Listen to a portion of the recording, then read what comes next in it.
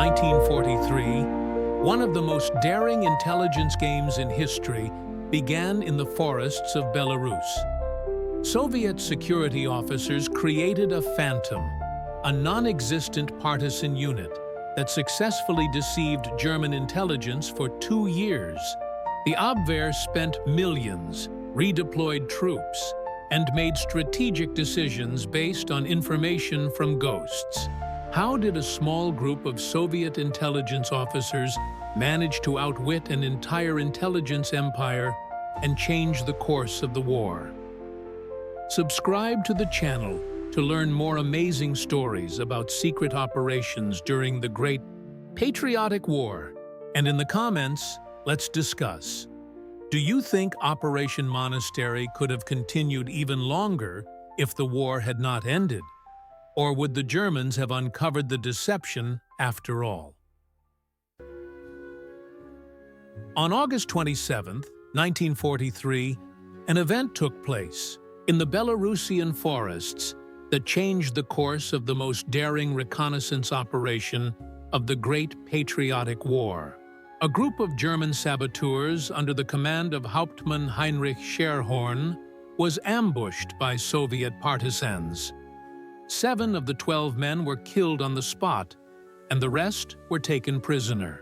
Among the prisoners was the commander himself, an experienced Abwehr intelligence officer who had undergone special training for operations behind Soviet lines. Scherhorn was no ordinary saboteur.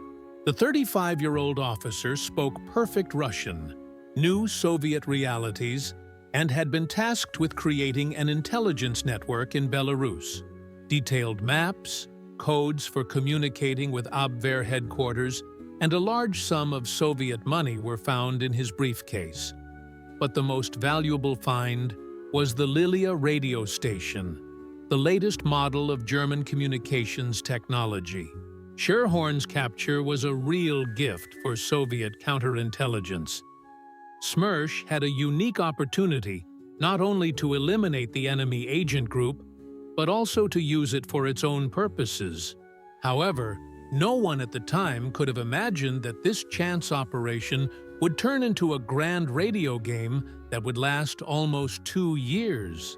Scherhorn's first interrogation was conducted personally by Lieutenant Colonel Georgy Morozov, an experienced SMERSH officer who specialized in working with captured German intelligence officers. Hauptmann remained steadfast, refusing to cooperate and demanding compliance with the provisions of the Geneva Convention. He did not know that the Soviet security services already had a complete list of his agents and the codes for communicating with Berlin. Analysis of the captured documents revealed the scale of the German intelligence operation in the Belarusian forests. The Abwehr planned to create a whole network of sabotage groups to operate in the Soviet rear. Scherhorn's group was only the first link in this chain. Berlin eagerly awaited reports from its agent and prepared to send in new forces. It was then that the SMERSH leadership came up with a bold idea. What if, instead of eliminating the enemy's intelligence network, they turned it around? What if they could make the Germans work for the Soviet Union without even suspecting it? The operation, codenamed Monastery, became one of the most successful radio games in the history of world intelligence. Preparations for the operation began immediately. SMERSH specialists carefully studied Scherhorn's personality, his biography, his handwriting, and his manner of conducting radio communications. At the same time, work was underway to create a cover story. Soviet intelligence officers had to convince the Abwehr that Scherhorn's group had not only survived, but was also operating successfully in the Belarusian forests. Senior Lieutenant Alexander Demyanov, a SMERSH radio operator who spoke German fluently, played a key role in the operation. He would become Scherhorn's voice on the air, imitating the manner of a real German agent. Demyanov trained for hours, studying the peculiarities of Scherhorn's work with the radio station. The first communication session was scheduled for September 5, 1943. At the agreed time, radio operator Demyanov went on the air under Scherhorn's call sign. One of the most daring operations of Soviet intelligence was beginning, an operation to turn German spies into unwitting SMERSH agents. The idea of a radio game with German intelligence was not a spontaneous decision. In the SMERSH system, such operations were called radio games and were considered the highest level of counterintelligence work. The success of such activities required not only a deep knowledge of the enemy's psychology, but also a masterful command of technical details. Colonel Pavel Sudoplatov, a legendary Chekist with extensive experience in conducting special operations, was entrusted with leading Operation Monastery. Sudoplatov understood that the success of a radio game depended on many factors, from the quality of technical training to the psychological profile of the enemy. The Germans were known for their meticulousness and suspicion, and it was extremely difficult to deceive them. The first step was to study in detail the methods used by the Abwehr to work with agents. Soviet specialists analyzed dozens of intercepted radiograms, identifying the characteristic features of German intelligence correspondence. Particular attention was paid to the system of passwords, code phrases, and methods of confirming the authenticity of messages. At the same time, painstaking work was underway to create the legend of a partisan detachment. According to the new version, Scherhorn's group not only avoided defeat, but also managed to organize a partisan base in a remote area of the Belarusian marshes. Soviet intelligence carefully thought through every detail: the composition of the unit, its weapons, the location of the base, and even the everyday details of life in the forest. Scherhorn's personality presented a particular challenge. The Abwehr had detailed information about its agent, knew his character traits, manner of expression, and even his handwriting. The slightest discrepancy could give away the forgery. Therefore, Soviet security officers spent months studying Scherhorn's intercepted correspondence, analyzing every word and expression. A captured German code played a key role in preparing the operation. Scherhorn used a complex encryption system based on the Abwehr's codebook.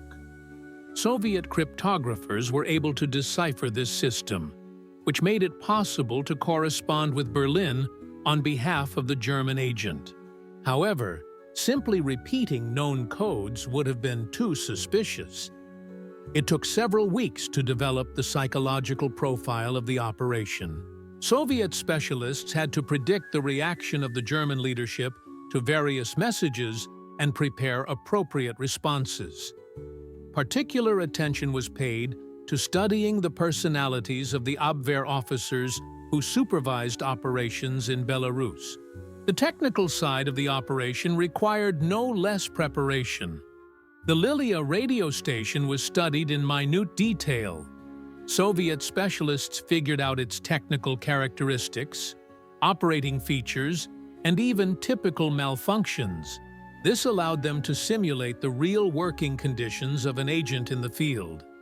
To make the cover story more convincing, it was decided to report technical problems with the radio station to Berlin from time to time. Such malfunctions were commonplace for agents working in the field and did not arouse suspicion among their supervisors. Moreover, such reports added credibility to the correspondence. Particular attention was paid to the geographical aspect of the operation. The presumed location of Scherhorn's detachment was chosen in a remote area of Belarusian swamps, where real verification was practically impossible. Soviet intelligence officers compiled detailed descriptions of the terrain that corresponded to reality. and at the same time explained why the detachment remained undetected. Demyanov's psychological training lasted several months. He not only studied the technical features of Scherhorn's work, but also immersed himself in the role of a German agent. Demyanov read German newspapers, studied the realities of life in the Reich, and even tried to think like a real German officer. By the beginning of October 1943, preparations for Operation Monastery were complete. Soviet intelligence officers created a convincing legend of a partisan unit that allegedly operated in the Belarusian forests under Scherhorn's command. According to the official version, a group of German saboteurs not only avoided defeat, but also managed to recruit several dozen Soviet deserters and former prisoners of war. The legend of the Monastery unit was worked out in minute detail. According to the story that was created, the base was located in the remote swamps of Belarus, in the area between the cities of Borisov and Molodechno. This location was not chosen by chance. The impassable swamps made inspection practically impossible, and the proximity to railway lines explained the strategic value of the position. According to legend, the unit consisted of 28 people, 5 German saboteurs led by Scherhorn, and 23 Soviet collaborators. The latter allegedly included former Red Army officers dissatisfied with Soviet power and local residents who had suffered from collectivization. This composition seemed plausible from the point of view of German intelligence. The unit's weapons were described as modest, but sufficient for sabotage activities. Several submachine guns, rifles, grenades, and explosives. Such equipment corresponded to the capabilities of a real partisan group and did not arouse suspicion from the Abwehr. More serious weapons would have required explanations about how they were obtained. Special attention was paid to the everyday details of the unit's life. The reports were to mention problems with food, medical care, and winter clothing. Such difficulties were typical for partisan formations and added credibility to the correspondence. The Germans were aware of the harsh living conditions in the Belarusian forests. The system of communication with the center involved regular radio sessions twice a week. The schedule was drawn up taking into account the real capabilities of a radio operator working in the field. The time of the sessions varied, which was in line with the security measures that a real agent had to observe. The legend included a detailed biography of each member of the detachment. Soviet intelligence officers invented names, ages, origins, and motives for cooperating with the Germans for each fictional partisan. This information was to be gradually transmitted to Berlin, creating a sense of reality. Geographical knowledge of the area of operations was studied with German pedantry. Soviet specialists compiled detailed maps of the terrain, descriptions of trails, swamps, forests, and settlements. This information made it possible to answer any questions from the Abwehr about local conditions. The unit's camouflage and security system was just as carefully thought out. According to the legend, the base was located on a small island in the middle of the marshes, which could only be reached by trails known to the partisans. This location explained why the unit remained undetected by Soviet troops and partisans. Relations with the local population became an important element of the legend.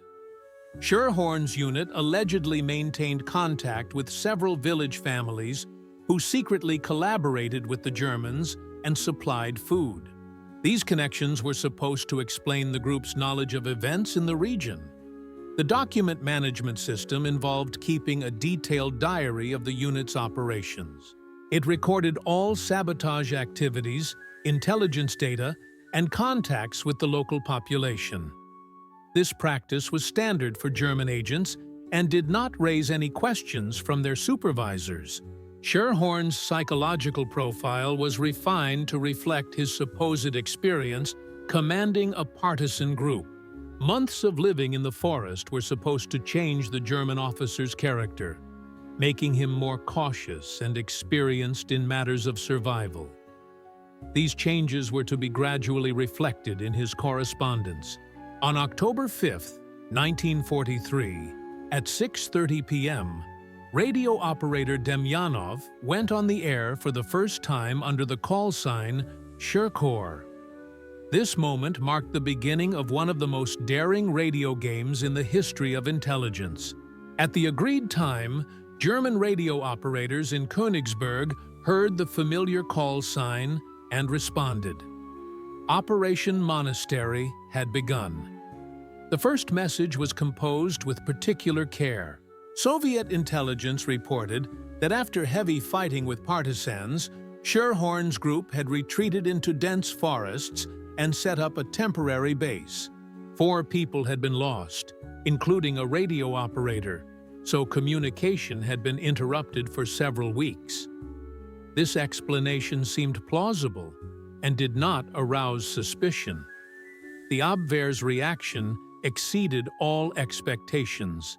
Just an hour after the first communication session, a radiogram arrived from Königsberg expressing relief at the group's rescue. The German command was interested in the details of what had happened and the condition of the men. The first step in the radio game proved successful. In the days that followed, the correspondence became increasingly intense. Soviet intelligence officers cautiously developed the legend, gradually introducing new details about the life of the detachment in the forest. The messages contained requests for medicines for the wounded, warm clothing for the winter, and additional weapons. Such requests were typical for real agents. Particular attention was paid to the technical details of radio communication. Demyanov accurately imitated Scherhorn's manner of working. Characteristic pauses, transmission speed, even typical errors in the code. The German radio operators did not notice the substitution, which was critical to the success of the operation. Any deviation from the usual style could give away the deception. The Abwehr showed keen interest in the reconnaissance capabilities of the detachment. Requests came in from Königsberg about the movement of Soviet troops, the condition of the railways, and the mood of the local population. Soviet intelligence officers had a unique opportunity to find out what information the enemy was most interested in. The transmission of intelligence data required special caution. The information had to appear credible, but not harm Soviet troops. Therefore, the messages contained a mixture of truth and disinformation. Real facts about minor issues were interspersed with false data about important military targets. By the end of October, the Abwehr's trust in Scherhorn's group had grown significantly. The German command began to regard the unit as an important source of intelligence and prepared to provide it with comprehensive support. They planned to drop weapons, medicine, and money from aircraft. The first serious test of credibility took place in early November. The Abwehr demanded that Scherhorn carry out sabotage on the railway and send photographs of the results. This was a standard procedure for checking agents, and Soviet intelligence officers were prepared for such a request. To simulate sabotage, a section of the railway was chosen where a real accident had recently occurred for technical reasons. Soviet specialists photographed the damage and sent the photos to Berlin as proof of the unit's successful operation. The Germans believed them and expressed their satisfaction with the results. The success of the first stage of the operation exceeded all SMERSH expectations. The Germans not only believed in the existence of Scherhorn's unit, but also began to actively support it. This opened up wide opportunities for disinformation of the enemy and obtaining valuable information about the Abwehr's plans in the Belarusian region. Psychological analysis of the correspondence showed that the German curators completely trusted their agent. The messages from Königsberg showed no signs of suspicion or desire for additional verification. The Abwehr considered Scherhorn's group to be one of its most reliable sources in the Soviet rear. By December 1943, the Abwehr's trust in Scherhorn's unit had reached its peak. The German command not only believed in the reality of the partisan group, but also began to regard it as a strategically important asset. Regular deliveries of weapons, ammunition, and money were planned to expand the unit's activities. Trust was gradually strengthened thanks to a carefully thought-out system of confirmations. Soviet intelligence officers did not limit themselves to simply transmitting information, but created a complete picture of the life and activities of the partisan group. Each message contained everyday details that made the correspondence lively and convincing. Regular reports on weather conditions and local events played a special role in building trust. This information was easily verified through other sources, so its reliability served as a guarantee of the truthfulness of the other messages. The Germans received accurate data on snowfall, temperature, and road conditions in the area of the unit's presumed location. The Abwehr began to share strategically important information about the German command's plans with Scherhorn's unit. Radiograms from Königsberg contained information about upcoming operations, troop movements, and changes in the defense system. Such openness was evidence of complete trust in their agent. The system of mutual verification worked flawlessly. When the Abwehr requested data on specific objects or events, Soviet intelligence provided information that the Germans could verify through aerial reconnaissance or other sources. The consistency of the data further strengthened their belief in the authenticity of the unit. Personal details about the group members were an important element in building trust. Reports regularly mentioned the partisans' illnesses, their moods, and interpersonal conflicts. Such information had no military significance, but it created a sense of reality. The Germans saw real people, not faceless agents. The financial side of the operation also helped to build trust. Scherhorn's unit regularly reported on the expenditure of money transferred by the Abwehr. Detailed reports included spending on food, bribes to local residents, and the purchase of information. Such meticulousness corresponded to German ideas about proper business conduct. By the end of December, the Abwehr had decided to significantly expand the unit's operations. The plan was to increase the group's size to 50 people and create a network of agents in the major cities of Belarus. The German command was prepared to allocate significant resources to the development of this area. The message coding system gradually became more complex. The Abwehr provided the unit with new ciphers and codes, which indicated an increase in the level of trust. Only the most valuable agents were given access to more sophisticated encryption systems. Soviet cryptographers studied the new German developments with interest. The regularity and quality of the intelligence information received from the unit fully satisfied the requirements of the Abwehr. German analysts highly valued the reliability and relevance of the data. In reality, Soviet intelligence officers skillfully combined truthful but unimportant information with disinformation on key issues. The psychological portrait of Scherhorn in the correspondence gradually evolved. Months of living in the forest made the German officer more cautious and experienced. This natural evolution of character added credibility to the entire operation. The Abwehr saw the logical development of its agent's personality. The communication system worked like clockwork. Radio sessions were strictly on schedule, and the technical quality of the transmissions remained stable. Such reliability was rare for agents working in the field and was highly valued by the German command. Scherhorn's unit became a model for other Abwehr groups. On February 1, 1944, a German transport plane appeared in the sky over the Belarusian forests. On board was cargo for Scherhorn's unit: weapons, ammunition, medicine, winter clothing, and a significant amount of money. This drop was the first real confirmation that the Abwehr fully believed in the existence of the partisan group. The operation to intercept the cargo had been prepared in advance. Soviet intelligence knew the exact time and place of the drop thanks to the coordinates provided by the Abwehr. The parachute containers were found and seized within a few hours of landing. The German cargo became a trophy for SMERSH, and the Abwehr received confirmation of the successful delivery of supplies. The contents of the dropped containers exceeded all expectations.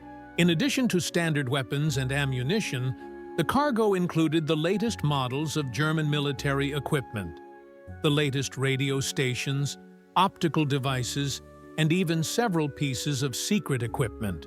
The Abwehr clearly counted on long-term cooperation with the detachment. Of particular interest were the instructions accompanying the cargo.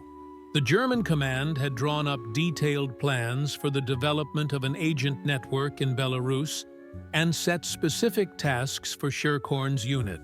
Among the priorities were reconnaissance of military facilities, recruitment of new agents, and preparation of sabotage operations on communications.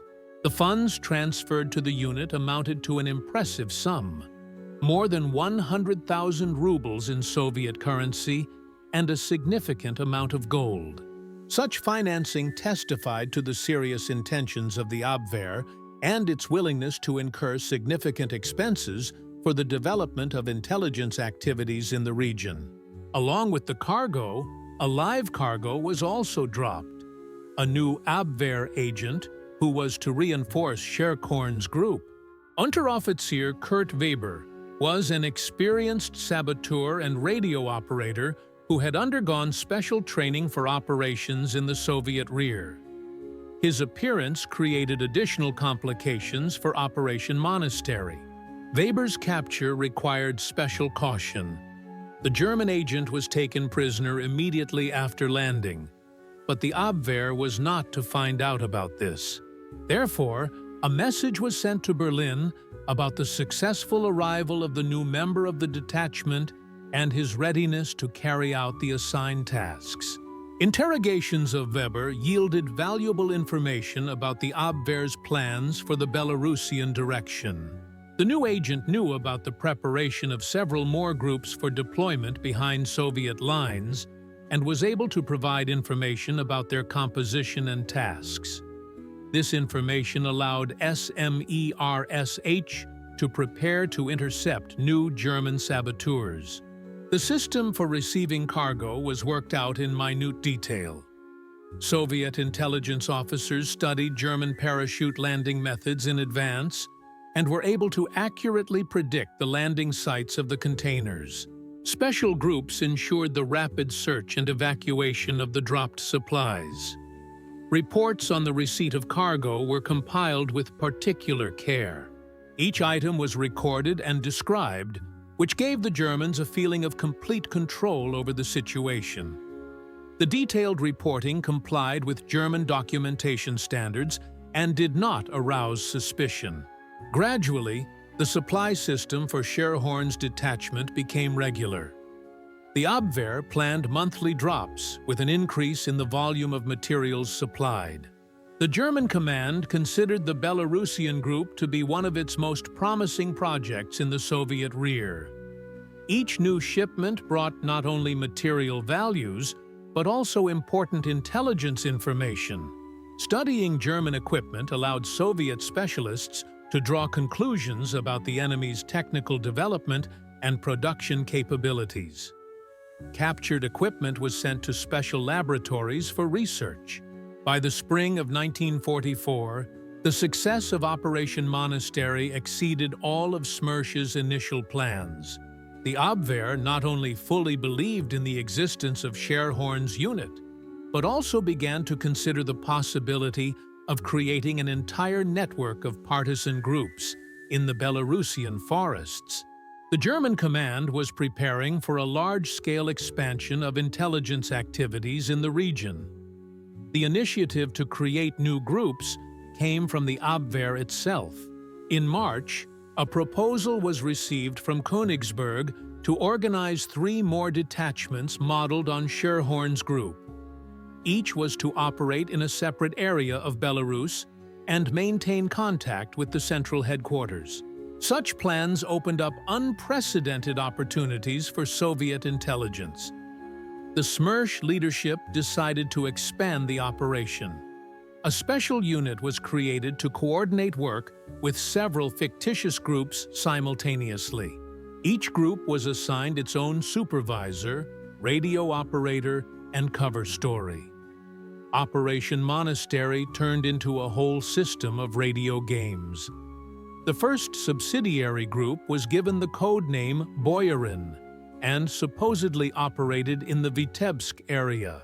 Its commander was the fictional Oberleutnant German Stolz, a German officer who had allegedly separated from the main detachment to act independently. The legend was composed in such a way as to explain the appearance of the new group as a natural development of events. The second group, Hussar, was stationed in the Gomel region under the command of the fictitious Feldwebel Karl Miller. According to the legend, this group was created from German prisoners of war who had escaped from Soviet captivity and joined the partisan movement. Such a story seemed plausible in wartime conditions. The third group, Oriol, allegedly operated in the Grodno area under the leadership of Lieutenant Otto Koch. Its distinctive feature was the presence of several former police officers who knew the local conditions. This group specialized in urban reconnaissance and maintaining contacts with collaborators. Coordination between the groups was carried out through Scherhorn's central headquarters. Such a system was in line with the principles of organizing underground activities and did not arouse the suspicion of the Abwehr. The Germans got what they wanted, an extensive network of agents in the Soviet rear. Each group had its own characteristics and specialization. Boyarin was engaged in reconnaissance of military facilities. Gusar specialized in sabotage against transport, and Orel gathered information about the mood of the population. This division of functions increased the efficiency of the work and corresponded to German ideas about rational organization. Providing technical support for the new groups required considerable effort from SMERSH. Each group had to have its own radio operator who was familiar with the peculiarities of German radio communications. It took several months to train the specialists, but the result was worth the effort. The Abwehr enthusiastically welcomed the news of the creation of new groups. Congratulations and promises of comprehensive support came from Königsberg. The German command was preparing to increase supplies and expand the geography of operations. The success exceeded even the most optimistic expectations. The document flow system between the groups was perfected. Reports on the activities of each unit were regularly transmitted, joint operations were coordinated, and intelligence information was exchanged. Such activity created the impression among the Germans that there was a flurry of activity in the Belarusian forests.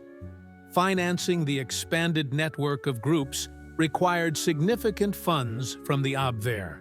The Germans willingly allocated money, counting on a serious return on their investment. Each group received a monthly allowance, funds for operations, and bonuses for successful sabotage. Soviet intelligence gained access to German financial resources. By the summer of 1944, Operation Monastery had reached its peak.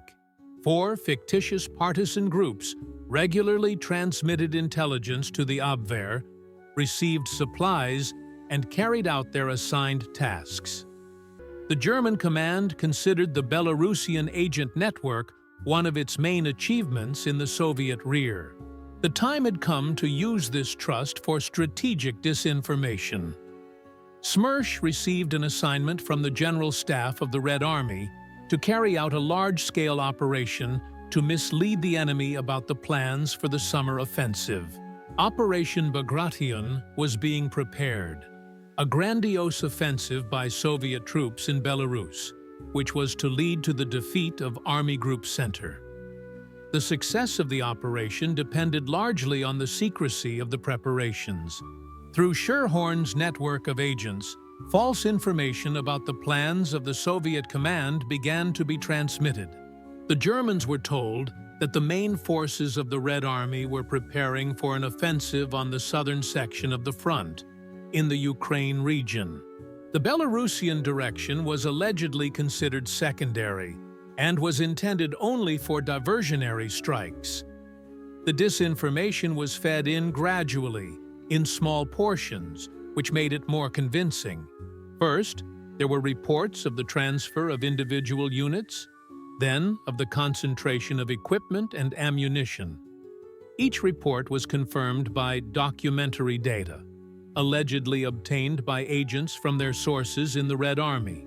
Reports on the mood of the Soviet command played a special role in the disinformation operation. Agents passed on overheard conversations between officers about plans for an offensive, doubts about the success of operations in Belarus, and confidence in a breakthrough in the Ukrainian direction.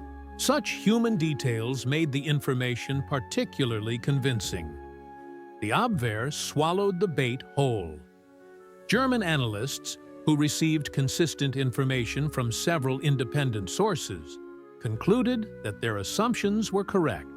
Data from Belarusian groups confirmed information received through other intelligence channels.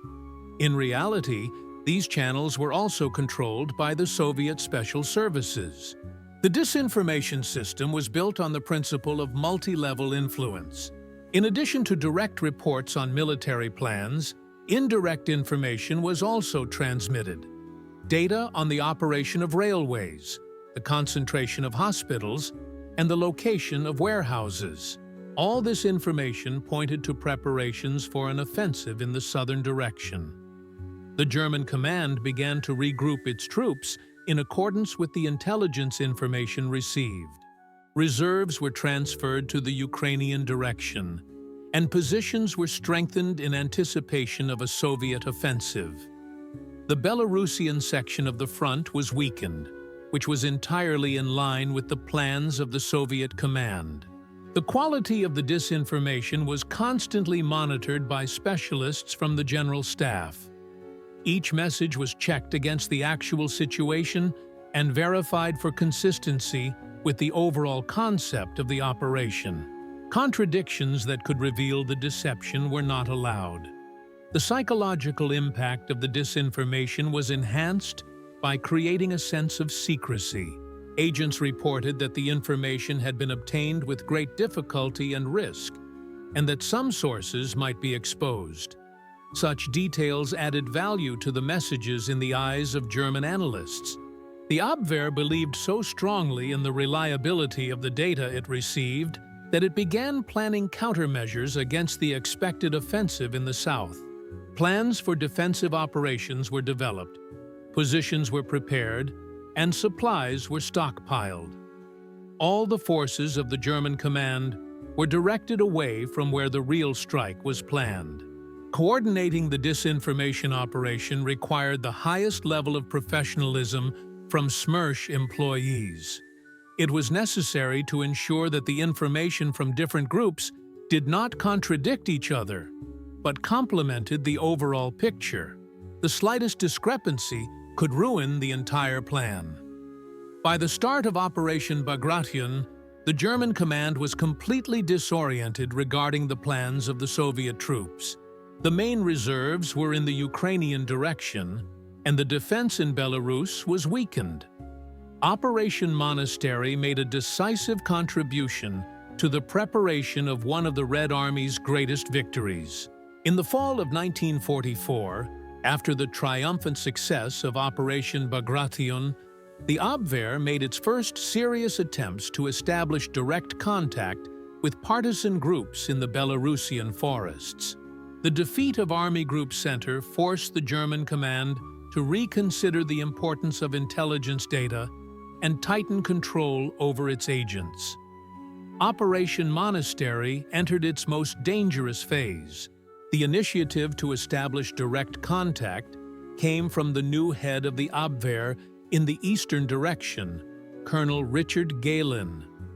This experienced intelligence officer was suspicious of the overly smooth operations in the Belarusian forests. Galen demanded that Scherhorn's groups provide an opportunity for a personal meeting with a representative of the German command. The demand for direct contact put SMERSH in a difficult position. Refusal could arouse suspicion and lead to the failure of the entire operation. Agreement meant the need to organize a meeting that would inevitably reveal the deception.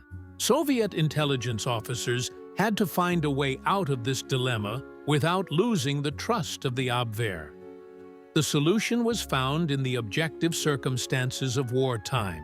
On behalf of Scherhorn, it was reported that increased Soviet troop patrols and intensified partisan activity made meetings extremely dangerous. Any attempt to establish direct contact could lead to the exposure of the entire agent network.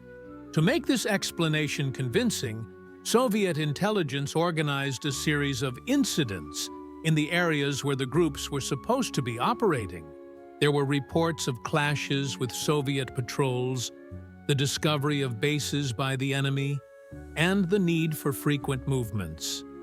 Such reports created a picture of an extremely dangerous situation in the Belarusian forests. The Abwehr insisted on its demand, offering various options for organizing meetings. The possibilities of parachuting in a representative, organizing a meeting on neutral territory, and even transporting one of the agents to Germany for a personal report were considered. Each proposal required a carefully thought-out rejection. The psychological pressure on the agents gradually increased. Berlin sent increasingly insistent demands for direct contact. The German command threatened to cut off supplies and support in case of further refusals. The situation reached a critical point. The real historical fact that Allied aircraft began massive bombing of German airfields and communications came to the rescue. Soviet intelligence used this situation to explain the impossibility of organizing meetings. Flight schedule disruptions and navigation problems were reported. At the same time, a series of attempts to establish contact were organized, which were allegedly thwarted for reasons beyond the agent's control. Sometimes the plane could not find the meeting place due to bad weather, and sometimes Soviet troops unexpectedly appeared in the rendezvous area. Such failures seemed natural in wartime. The Abwehr was forced to accept the objective difficulties and temporarily postpone plans for direct contact. However, Colonel Galen's suspicions did not disappear completely. The German command began to look for alternative ways to verify its agents. Operation Monastery required constant vigilance. To allay suspicions, Soviet intelligence increased its activity in transmitting intelligence information. The flow of messages became even more intense, and the data more detailed. The quality of the information remained high, which was supposed to convince the Germans of the honesty of their agents. The system of alternative checks developed by the Abwehr included comparing data from Belarusian groups with information from other sources. Soviet intelligence officers were forced to take these cross-checks into account when compiling reports. Coordination between different channels of disinformation became even more difficult. The winter of 1944 to 1945 was a time of serious crises of confidence in Operation Monastery. The German command, concerned about setbacks on the front lines, tightened control over its agents. New methods of verifying the accuracy of reports appeared, and the requirements for agents became more stringent. SMERSH was faced with the need to constantly prove the loyalty of its fictitious groups. The first serious crisis arose in December, when the Abwehr demanded that Scherhorn's group carry out an operation to capture a Soviet officer in order to obtain intelligence. Such tasks were common for real agents, but it was impossible for a fictitious group to carry them out. Refusal could arouse suspicion, and agreement required real results. A way out of the situation was found in the organization of a carefully planned hoax. Soviet intelligence officers prepared the capture of a minor officer from the rear units who allegedly had information of interest to the Germans. In reality, this officer was privy to the operation and was to play the role of a prisoner. The staged capture was carried out with German pedantry. Scherhorn's group reported on the careful preparation of the operation, the study of the officer's routes, and the organization of the ambush. Details of the planning and execution of the operation were transmitted to Berlin with a level of detail worthy of a real combat report.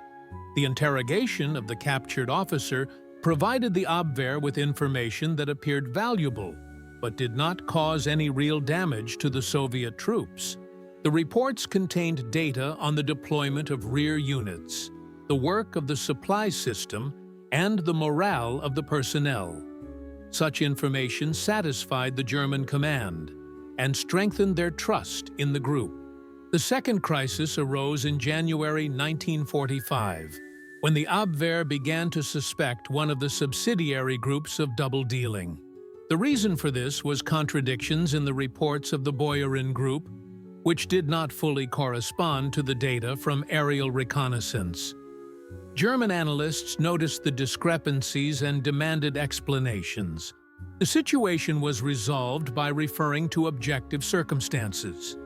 On behalf of the Boyarin group, it was reported that the area of operations had been changed due to the strengthening of Soviet patrols. The new location explained the discrepancies in the intelligence data. At the same time, the group was cleaned up with the elimination of unreliable elements. The Abwehr demanded that all groups strengthen security measures and improve the quality of their intelligence work. New instructions on conducting intelligence activities and methods of self-verification arrived from Berlin. Soviet intelligence officers had to adapt their work to the increased requirements. The psychological pressure on agents reached its peak in February, when the Abwehr announced a total check of all agent groups on the Eastern Front. Each group had to prove its loyalty by carrying out a particularly important task. For the Scherhorn group, this task was to organize an assassination attempt on a Soviet general. The execution of this task required maximum creativity from SMERSH. A staged assassination attempt on the general of the rear units was organized with his consent and participation. The assassination allegedly failed due to increased security, but the very fact of the attempt convinced the Germans of the determination of their agents. The report on the failed assassination attempt was compiled with particular care. It described in detail the preparation of the operation, the study of the general's daily routine, and the planning of escape routes. The reasons for the failure were explained by an unexpected change in the plans of the Soviet command and increased security. The Abwehr accepted the explanations and even expressed satisfaction with the determination of its agents. The German command highly appreciated the willingness of Scherhorn's group to take risks in order to complete the mission. Trust in the Belarusian groups was restored, but at the cost of enormous strain. The crises of confidence showed that Operation Monastery had reached the limits of its capabilities. Maintaining the fiction was becoming increasingly difficult, and the risk of exposure was growing. The Soviet command began to consider gradually winding down the operation. By the spring of 1945, Operation Monastery began to have a strategic impact on the course of the war. 2 years of successful disinformation of the German command brought invaluable advantages to the Soviet troops. The Abwehr, confident in the reliability of information from Belarusian groups, repeatedly made erroneous decisions that facilitated the Red Army's offensive. The most significant achievement of the operation was its influence on German defense planning in the final period of the war. Data from Scherhorn's agent network was used to compile reports on Soviet intentions and capabilities. This information was sent directly to General Heinz Guderian, Chief of the General Staff of the Wehrmacht Land Forces. Disinformation about the Red Army's reserves was particularly valuable. Soviet intelligence systematically underestimated the number of Soviet troops and exaggerated their losses. Based on this data, the German command underestimated the enemy's capabilities and misallocated its forces. Such mistakes cost the Wehrmacht dearly. The operation's impact on enemy logistics was no less significant. False information about the state of Soviet communications forced the Germans to concentrate their efforts on secondary directions. The Luftwaffe struck targets that were of no strategic importance, while truly important targets remained untouched. Misinformation about the plans of the Soviet command regularly led to the incorrect deployment of German reserves.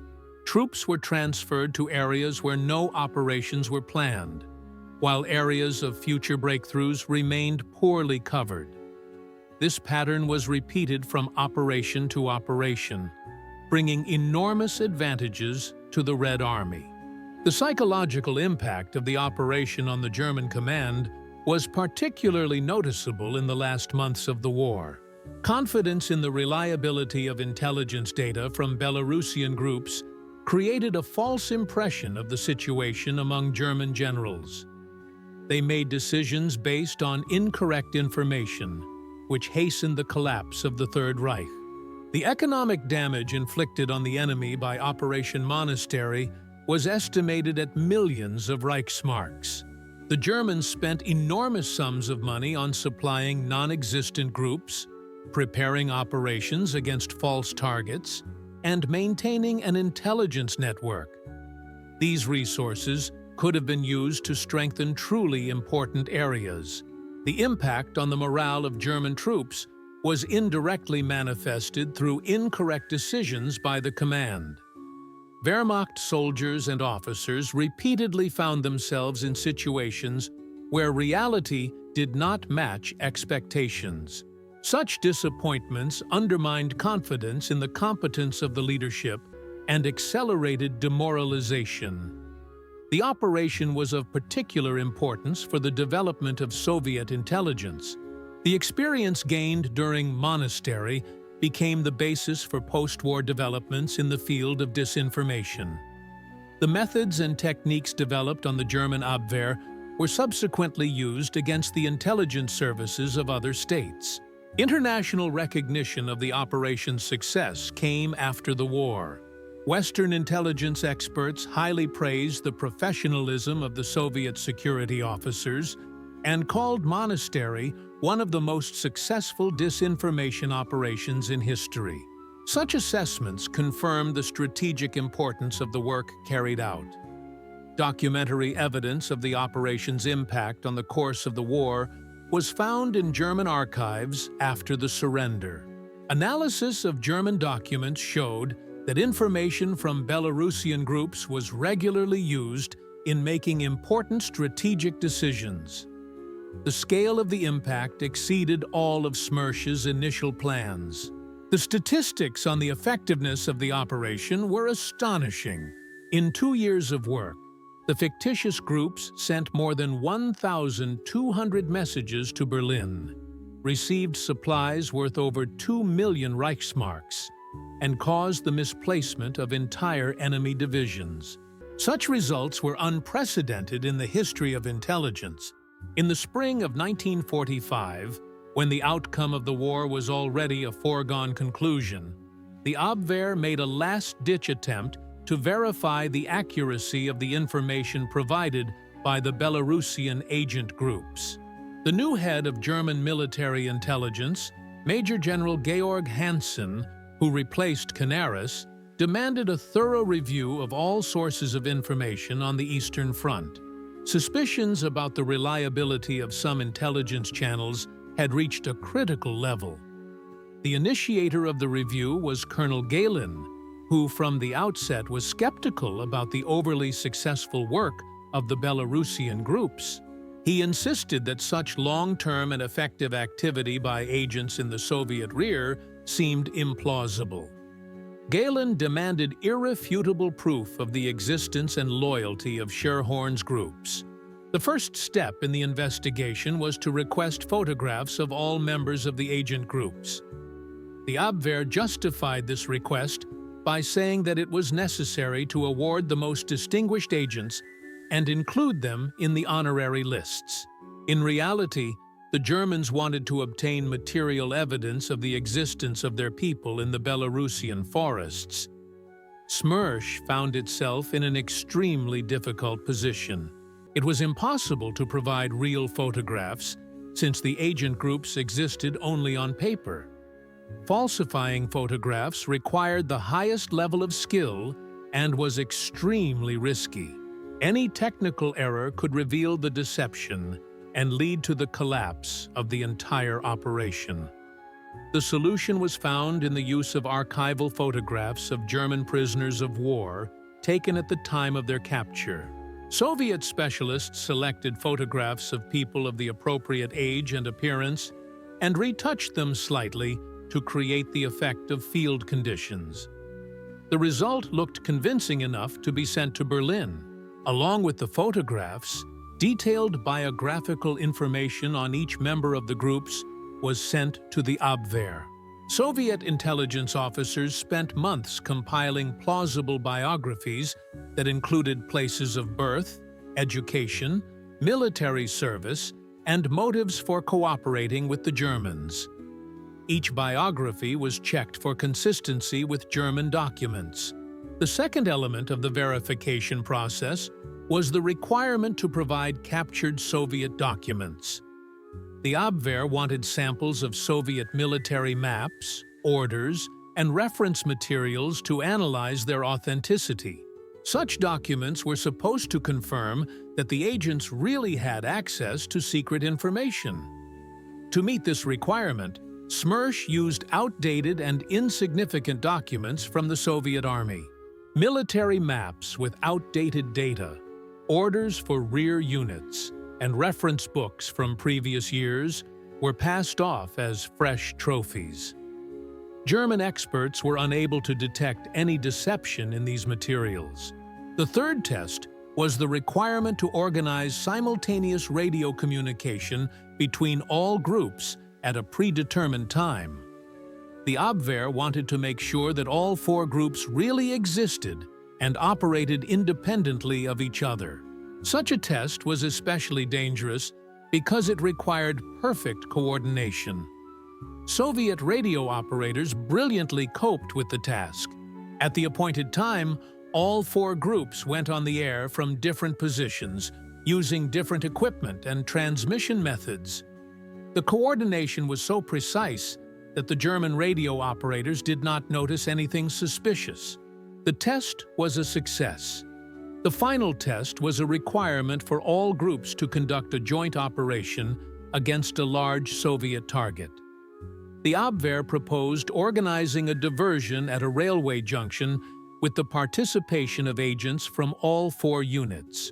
The success of the operation was to finally confirm the reality and effectiveness of the Belarusian agent network. To accomplish this task, Soviet intelligence officers used a real accident on the railway that occurred for technical reasons. The explosion was staged as the result of a coordinated sabotage, and photographs of the destruction were sent as a report on the operation. The Germans were completely satisfied with the results. All attempts by the Germans to verify the authenticity of the agent groups ended in failure. The professionalism of SMERSH employees and thorough preparation allowed them to overcome all tests. The Abwehr was finally convinced of the reality and loyalty of the Belarusian groups, unaware of the grand deception of which it had fallen victim. By the end of April 1945, when Soviet troops were already storming Berlin, the SMERSH leadership decided to gradually end Operation Monastery. 2.5 years of successful radio games with the Abwehr had borne fruit, but Germany's impending surrender made further continuation of the operation pointless. It was necessary to competently conclude one of the most successful intelligence operations in history. The completion of the operation required special caution. A sudden cessation of communication with the agent groups could arouse suspicion among the Germans and lead to an investigation. Even in the last days of the war, the Abwehr continued to function and could try to find out the fate of its agents. Therefore, it was decided to simulate the natural death of the groups in battles with Soviet troops. The first group to perish was the Eagle Group, which was supposedly operating in the Grodno area. At the end of April, the last message from this group arrived in Berlin, stating that the base had been discovered by Soviet troops and surrounded. The radio session was cut off mid-sentence, simulating a sudden attack. No further messages were received from the Oriol group. A few days later, a similar fate befell the Hussar group in the Gomel region. The last radio message reported the approach of large Red Army forces and the impossibility of a breakthrough. The radio operator sent a farewell message and destroyed the equipment. Contact with the group was lost forever, which seemed natural given the Soviet offensive. The Boyarin group held out until early May. Its commander reported attempts to break through to the west and join the retreating German troops. However, the intensity of the fighting and the density of the Soviet barricades made such a breakthrough virtually impossible. The group's last message contained information about preparations for the final battle. The most difficult task was to complete the activities of Scherhorn's central group. This group was the most important and enjoyed the greatest trust of the Abwehr. Its sudden demise could have seemed suspicious. Therefore, it was decided to prolong the group's agony for several weeks, simulating a gradual deterioration of the situation. Reports from Scherhorn's group in the last days of April became increasingly alarming. Information was transmitted about the strengthening of Soviet patrols, shortages of ammunition and food, and injuries to group members. The tone of the messages gradually changed from the usual business-like manner to despair. Such an evolution seemed psychologically plausible. Particular attention was paid to the group's last messages. They were intended to create the impression among the Germans that the loyal agents had died heroically. Scherhorn allegedly fought to the last bullet, trying to save secret documents and radio equipment. Such an ending was in line with German ideas of military honor. The technical side of the operation's conclusion was no less important. The last radio sessions simulated the work of damaged equipment and inexperienced operators. The signal became weaker, with interference and interruptions in transmission. All this created a sense of reality and the naturalness of the communication's termination. The psychological impact on the German supervisors was enhanced by the emotional tone of the last messages. The agents supposedly understood the hopelessness of their situation, but continued to fulfill their duty to the end. Such behavior was consistent with the ideological attitudes of Nazi Germany and did not arouse suspicion. The Abwehr accepted the death of its agent groups as an inevitable result of military operations. Messages of condolence and gratitude for their loyalty were received from Berlin. The German command did not suspect deception even in the last days of the Reich. The documentary formalization of the completion of the operation required the compilation of detailed reports on the activities of each group. These materials were to remain in the SMERSH archives as evidence of one of the most successful intelligence operations. The statistics of achievements were astonishing even to experienced Czechists. The last radio session of Operation Monastery took place on May 8, 1945, the day Germany signed the unconditional surrender. Scherhorn's group sent a farewell message and fell silent forever. One of the most daring radio games in the history of intelligence ended with the war. The truth about Operation Monastery was not revealed immediately after the end of the war. For many years, this information remained strictly classified, known only to a small circle of Soviet intelligence officers. The first mentions of the grandiose radio game with the Abwehr appeared only in the late 1950s, when part of the SMERSH archives were declassified for historical research. The German side learned that it had been the victim of a long-standing deception even later. Former Abwehr employees who were taken prisoner refused to believe in the reality of Operation Monastery for a long time. Colonel Gehlen, who became the head of West German intelligence after the war, could not believe until the end of his life that he had been deceived so long and so successfully by the Soviet security services. The first of the German intelligence officers to acknowledge the truth was General Hansen, who, while in American captivity, became acquainted with captured SMERSH documents. After studying the materials of the operation, he was struck by its scale and professionalism. Hansen acknowledged that German intelligence had been completely outplayed by their Soviet counterparts.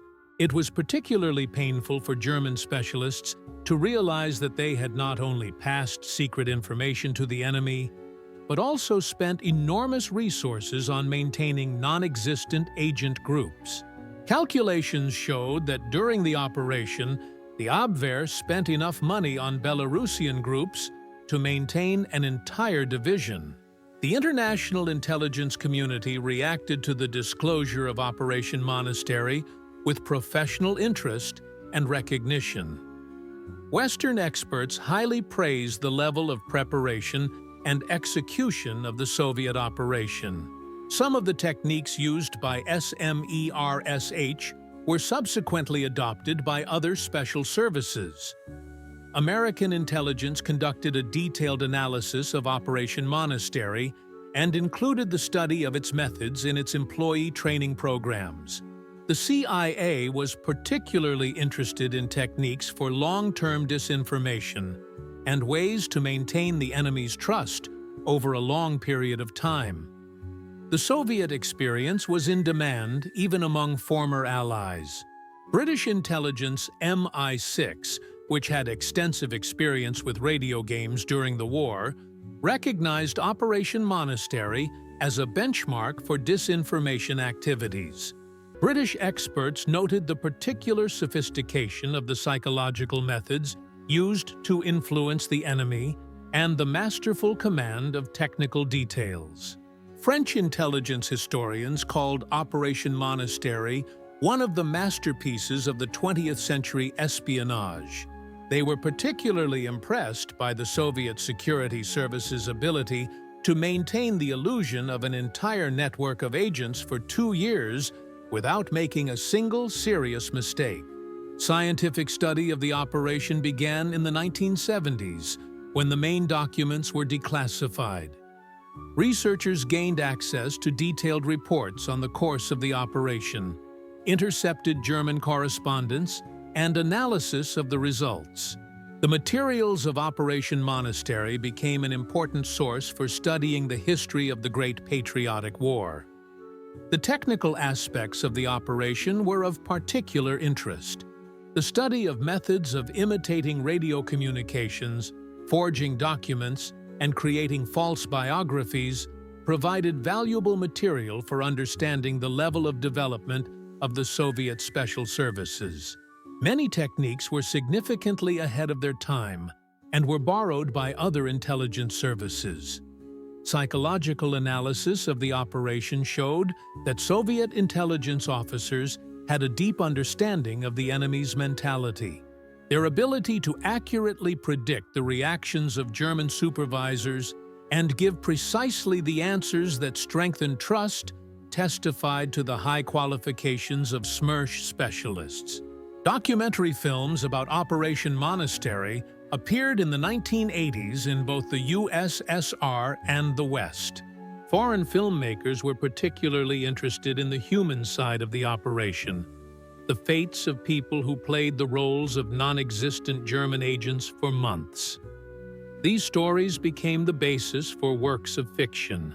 Contemporary research on Operation Monastery continues today. Historians are finding new documents, clarifying details, and analyzing the long-term consequences of the operation. Interest in this topic remains strong, as it remains one of the most striking examples of the professionalism of wartime intelligence officers. Operation Monastery occupies a special place in the history of world intelligence as an example of masterful use of the art of disinformation. Its influence on the development of intelligence has been long-lasting and multifaceted. The methods developed and applied by Soviet security officers in their fight against the Abwehr have become classics of the genre and are still studied in intelligence schools around the world. The strategic importance of the operation cannot be overestimated. In 2.5 years, SMERSH's radio game not only gained access to the plans and methods of German intelligence, but also managed to radically distort the enemy's perception of the situation in the Soviet rear.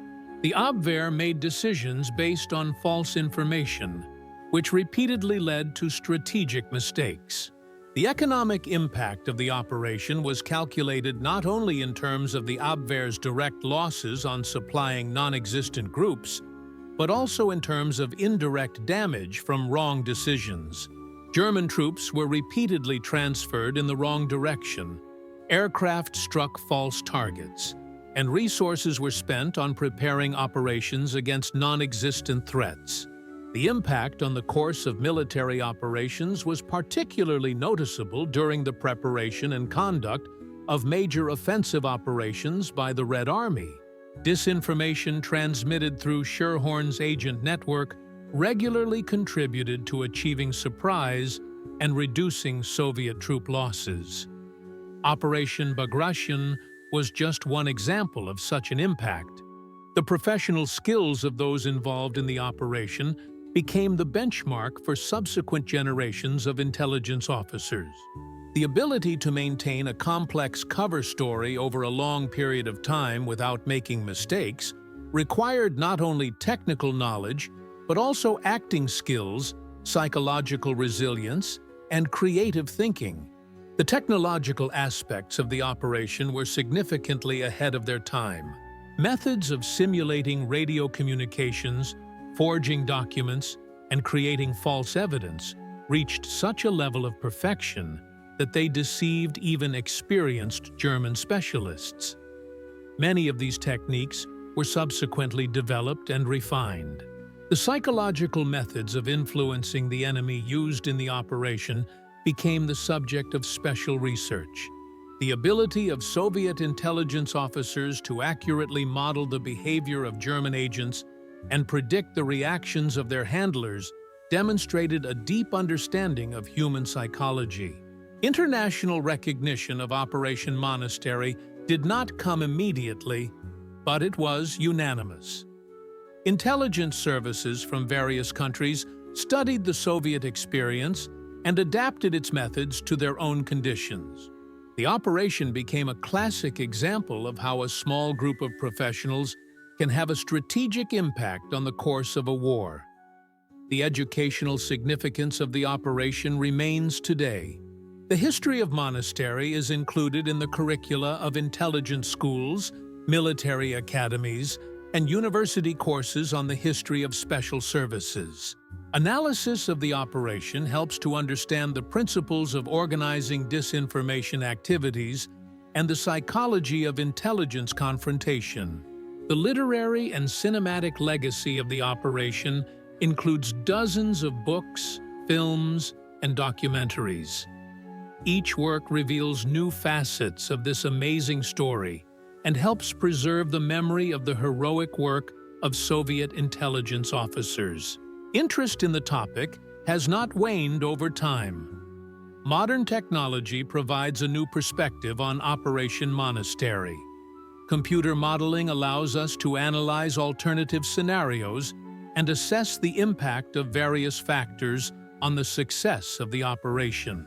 Such research deepens our understanding of its significance. The ethical aspects of the operation also deserve attention.